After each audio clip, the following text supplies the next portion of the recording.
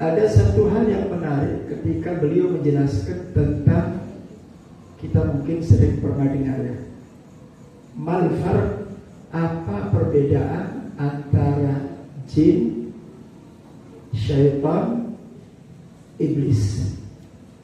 Apa bedanya? Jin, syaitan, iblis. Kita mungkin sama gitu, tiga-tiga, satu kakek. Ya. Ini ada yang menarik ini. Ya, keterangan dari Sayyidina Ali. Ya, ketika beliau menjelaskan apa sih perbedaannya jin, apa sih tugasnya jin, kemudian siapa sih syaitan itu, kemudian siapa itu iblis. Sebenarnya itu, kata beliau, ada pada diri kita. Ada pada diri kita. Ketika kita melakukan sesuatu yang kalau kita kerjakan, ini sesuai dengan instruksi iblis, ini sesuai dengan instruksi syaitan, ini sesuai dengan instruksi iblis. Jadi kita bisa mengetahui kriteria. Ketika kita melakukan sesuatu, nanti kita tahu, oh ini teh permainan iblis, ini saya lagi dikuasai oleh syaitan, ini saya lagi dikuasai oleh iblis. Jadi Sayyidina Ali akan menjelaskan dengan secara perinci, ya, dengan secara jelas, supaya kita sadar, ya, bahwasanya dalam kehidupan ini, ya, ketika kita melakukan sesuatu yang melanggar aturan Allah, nggak jauh dari godaan iblis, dari godaan jin, dari godaan syaitan, juga dari godaan iblis. Nggak jauh dari ini. Apa itu iblis? Yang pertama, apa itu jin? Di sini dijelaskan oleh Sayyidina Ali bahwasanya jin itu adalah sebuah pikiran yang kalau kita kerjakan pikiran tersebut untuk mendolimi orang lain, untuk berbuat licik kepada orang lain, untuk menipu kepada orang lain. Artinya korbannya orang lain. Paham ya? Korbannya orang lain. Ketika kita melakukan satu perilaku yang mana perilaku tersebut korbannya orang lain, nipu, berbuat zalim, berbuat picik, memfitnah, korbannya orang lain. Korbannya orang lain, sumbernya dari kita. Kita yang kerjain, tapi korbannya orang lain. Kalau itu yang kita kerjakan, maka kata Sayyidina Ali, kita lagi dikuasai oleh jin. Kita lagi dikuasai oleh jin.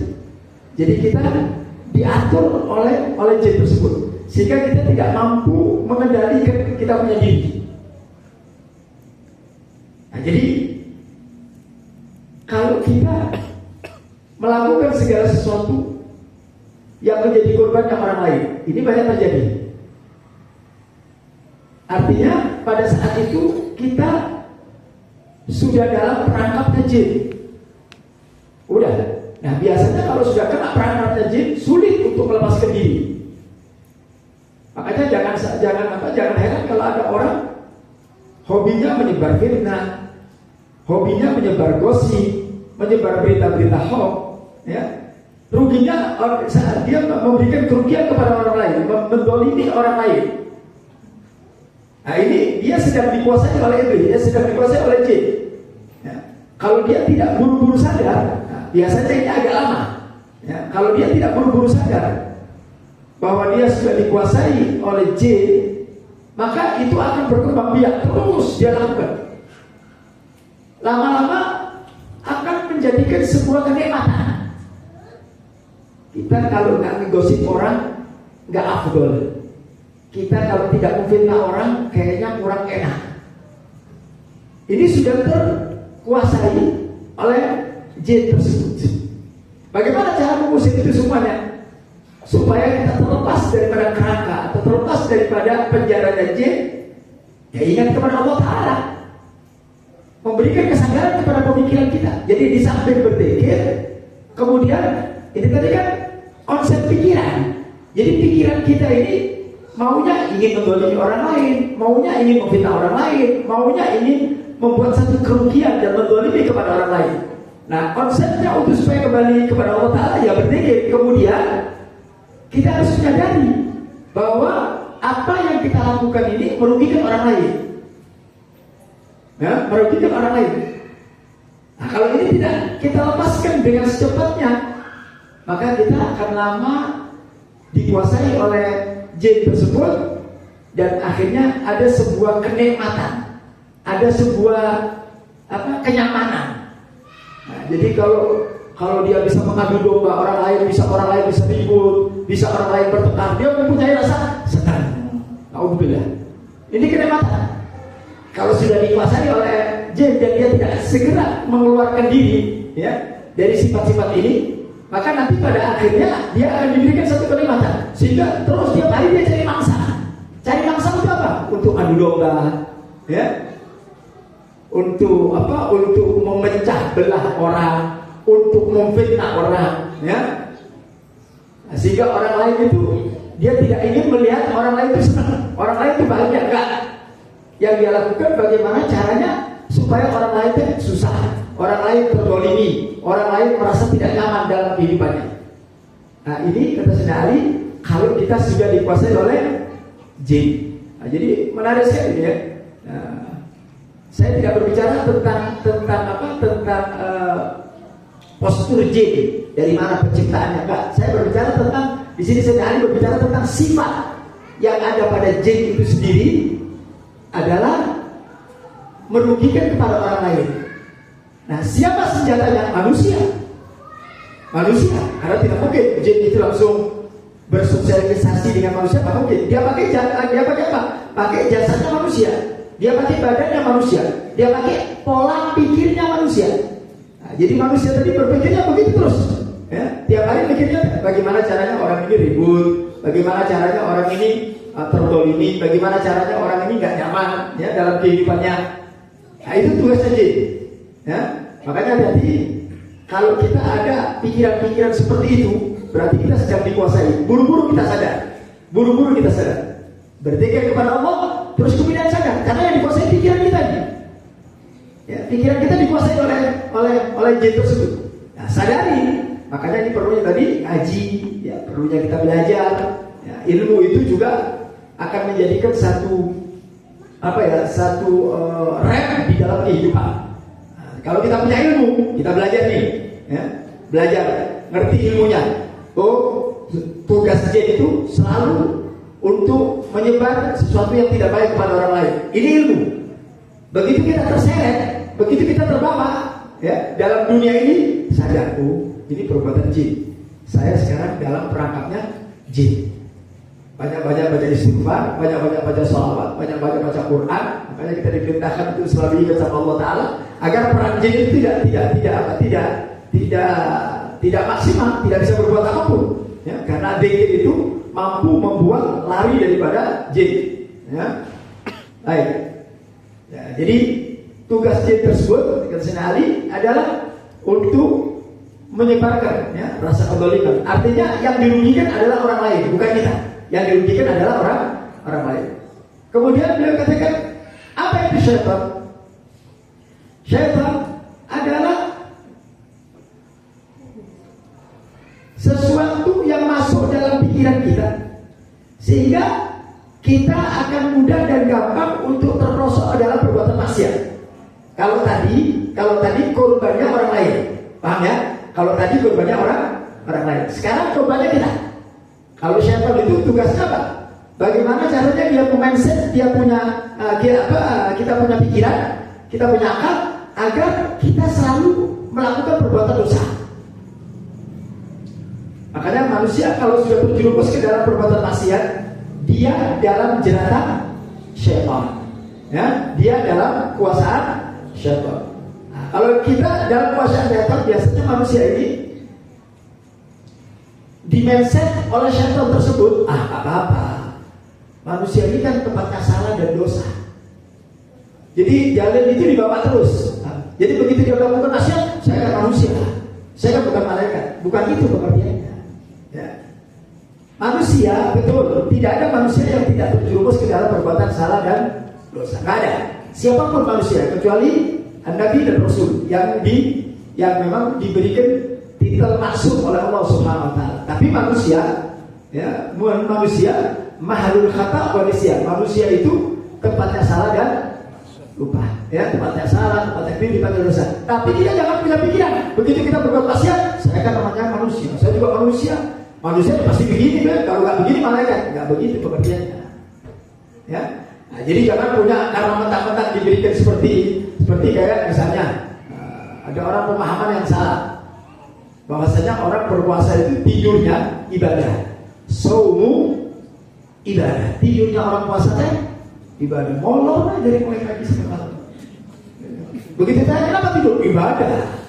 Dia tidak mengerti asbabul wurud daripada hadis ini. Nah ini perlu yang ngaji. Sebab Nabi mengatakan shaum shaim ibadah. Tidurnya orang puasa itu adalah ibadah. Apa Nabi ngomong? Ada kejadian apa? Ada tragedi apa? Jadi perhatikan dulu. Nah, jadi beratangnya jangan dipotong, hadisnya jangan dipotong, diambil itu aja, diambil tidurnya orang puasa ibadah. Gitu.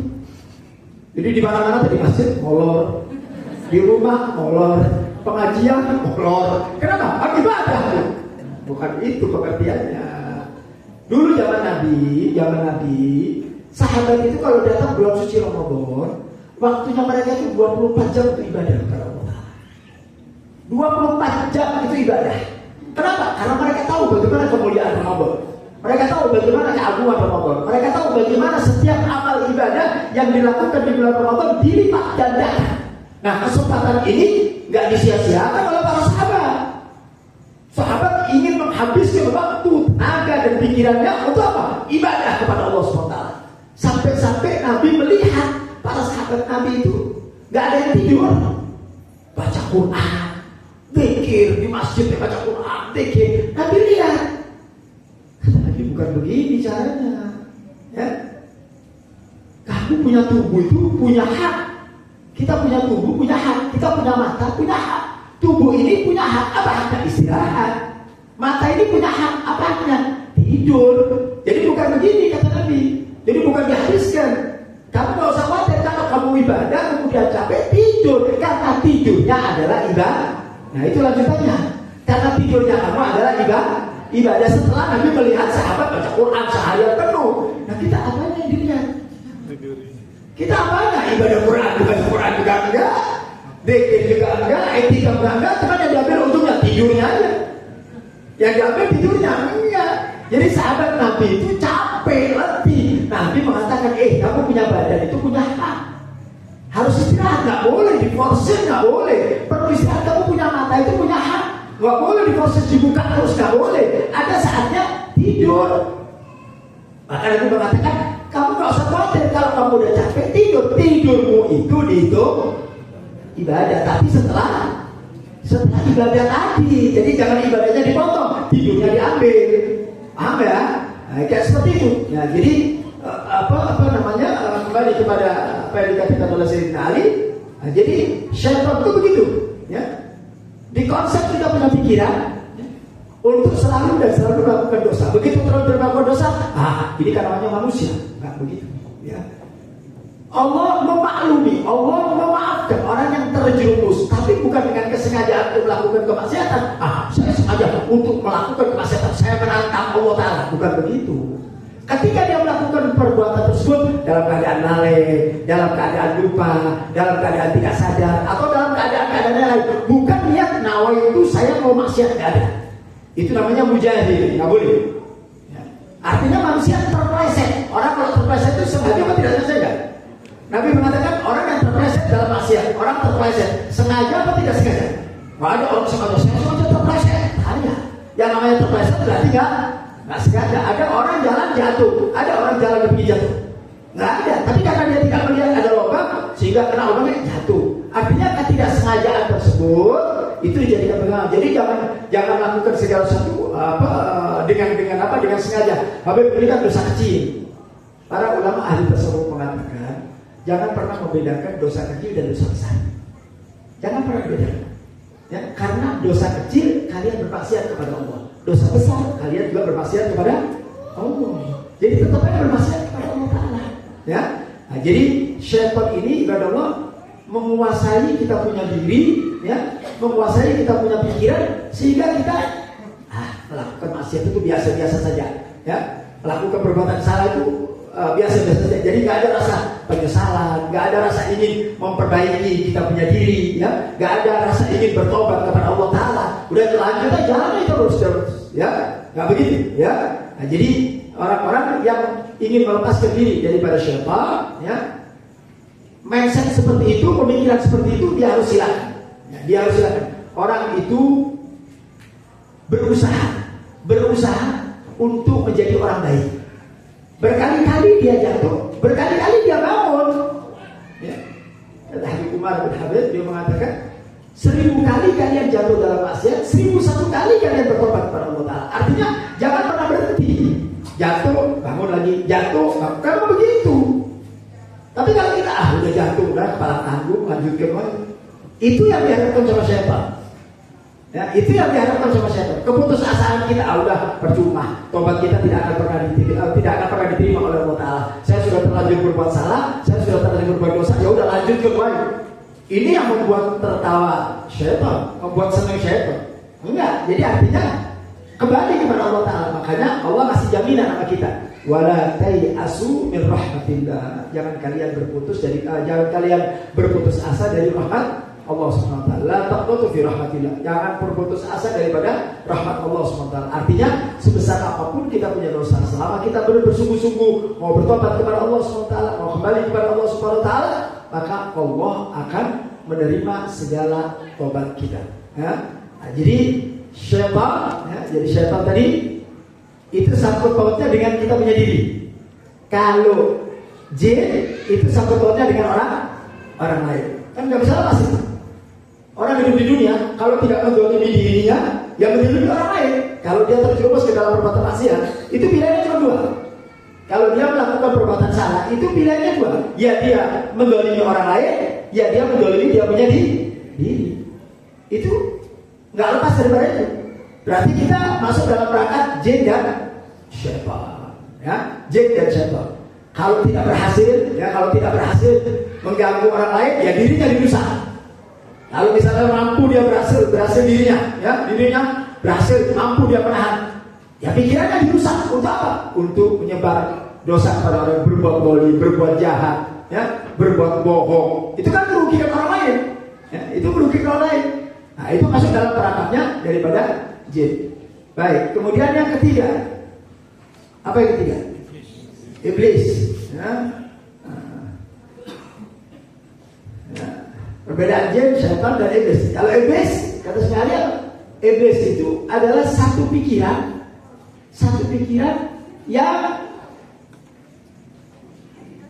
yang memikirkan bahwa dirinya adalah orang yang terbaik. Dirinya adalah orang yang lebih baik daripada orang lain. Sifatnya iblis. Makanya ketika iblis diperintah oleh Allah untuk sujud kepada Nabi Allah Adam, apa kata iblis? Ana khairu minhu. Aku lebih baik daripada Adam. Jadi kalau kita lihat kepada Allah, kita ini nggak bisa lepas dari ini. Kalau nggak kena jin, kena syaitan. Benar tak? Kalau nggak kena syaitan, kena iblis. Ya. Iblis itu merasa dirinya, merasa dirinya lebih baik daripada orang lain. Iblis merasa dirinya lebih bagus dari Adam, lebih mulia daripada Adam. Khalaqtahu min tin wa khalaqtahu tani min nar. Engkau ciptakan aku daripada api dan engkau ciptakan Adam daripada tanah. Api itu tanda kebesaran, tanda keperkasaan. Nah, sehingga iblis itu punya sifat, dia merasa dia lebih baik daripada orang lain. Ini juga masuk dalam perangkap itu. Nah, berarti dalam kehidupan ini ibadah Allah, kita ini nggak bisa lepas. Kalau nggak kena perangkapnya jin, ya perangkapnya syaitan. Nggak kena perangkap syaitan, perangkap iblis. Gimana caranya supaya lari dari ini semuanya? Zikir jangan pernah dilepaskan. Zikir jangan pernah dilepaskan. Ya, karena zikir itu, ya, maka dikatakan dalam salah satu hadis, ya, bahwasanya seseorang yang berzikir kepada Allah itu akan menghancurkan daripada tulang rusuknya syaitan. Jadi syaitan itu paling gak suka kalau kita ngomong astagfirullahaladzim, baca astagfirullahaladzim. Itu sama artinya kita sedang menghancurkan tulang ekornya syaitan.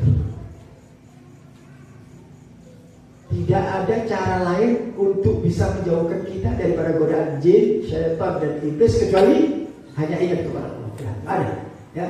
Sambil belajar ilmu, harus tahu ilmunya. Ya, harus tahu ilmunya. Sebab kalau orang berilmu, kalau orang berzikir dan sebagainya, tapi tidak punya kapasitas ilmu juga bahaya. Ya, berapa banyak orang yang tidak punya ilmu, dia akan ditipu oleh syaitan. Dia akan dia akan ditipu oleh syaitan dengan ilmunya syaitan yang jauh lebih pintar. Jadi kalau kita nggak punya ilmu, tapi kalau kita punya ilmu, punya zikir, jadi ilmu ini menjadi satu fondasi, ya, sehingga kita tidak bisa diombang-ambingkan. Maka diceritakan ketika Syekh Abdul Qadir Al-Jailani, beliau Syekh Abdul Qadir Al-Jailani seorang wali, ahli zikir, tapi beliau juga berilmu. Beliau juga berilmu. Pada suatu waktu, ya, Syekh Abdul Qadir Al-Jailani berjalan dengan muridnya, tiba-tiba ditutupin awan di atas. Awan panas, waktu musim panas ditutupin awan.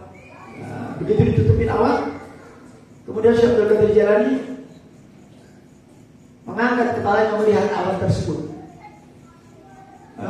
Melihat awan tersebut. Tiba-tiba awan tadi mengatakan, ya Syekh Abdul Qadir Jailani, wahai Syekh Abdul Qadir Jailani, fa inni Rabbi, sesungguhnya aku adalah Tuhan.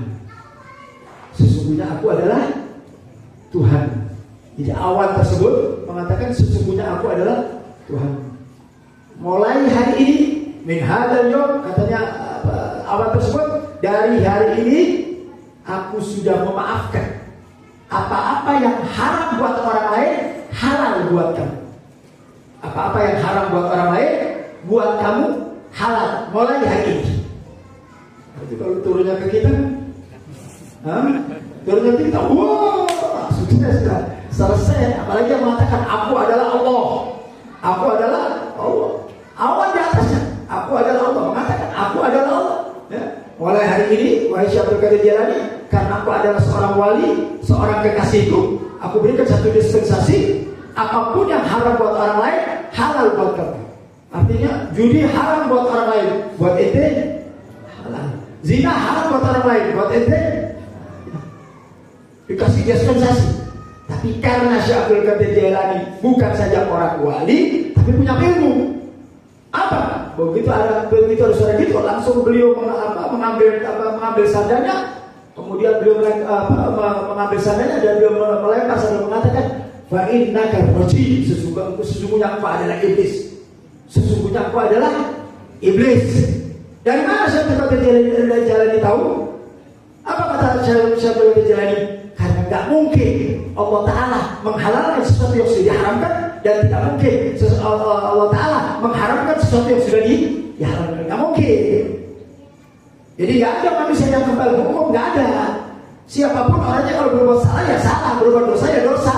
Jadi tiba-tiba sekarang itu mau berubah hukum, menunjukkan bahwa ini bukan Allah Ta'ala. Dari ilmu daripada Syekh Abdul Qadir Jailani. Jadi perlunya kita mewaspadai, ya, melawan daripada gangguan jin, syaitan dan iblis.